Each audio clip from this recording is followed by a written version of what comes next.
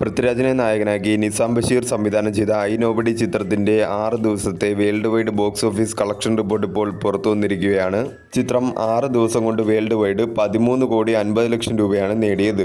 കേരളത്തിൽ നിന്നും 6,67,00,000 രൂപയും കർണാടകത്തിൽ നിന്നും 83,00,000 രൂപയും തമിഴ്നാട്ടിൽ നിന്നും 38,00,000 രൂപയും തെലുങ്കു സ്റ്റേറ്റിൽ നിന്നും 40,00,000 രൂപയും റെസ്റ്റ് ഓഫ് ഇന്ത്യയിൽ നിന്നും 19,00,000 രൂപയും ഓവർസീസിൽ നിന്നും 5.03 കോടിയുമാണ് ചിത്രം 6 ദിവസം കൊണ്ട് വേൾഡ് വൈഡ് ബോക്സ് ഓഫീസിൽ നിന്നും നേടിയത്.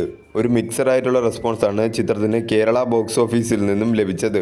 ലാംഗ്വേജ് വൈസ് ടോട്ടൽ ഡൊമസ്റ്റിക്കിൽ നിന്നും ചിത്രം 6 ദിവസം കൊണ്ട് നേടിയത് മലയാളം ലാംഗ്വേജ് 8.09 കോടിയും തെലുങ്കു ലാംഗ്വേജ് ഡബ്ഡ് വെർഷൻ 30,00,000 രൂപയും തമിഴ് ലാംഗ്വേജ് ഡബ്ഡ് വെർഷൻ 8,00,000 രൂപയുമാണ് ചിത്രം ലാംഗ്വേജ് വൈസ് ടോട്ടൽ ഡൊമസ്റ്റിക്കിൽ നിന്നും 6 ദിവസം കൊണ്ട് നേടിയത്. 3,14,00,000 രൂപയാണ് ചിത്രത്തിന് കേരള ഷെയറായി ലഭിച്ചത്.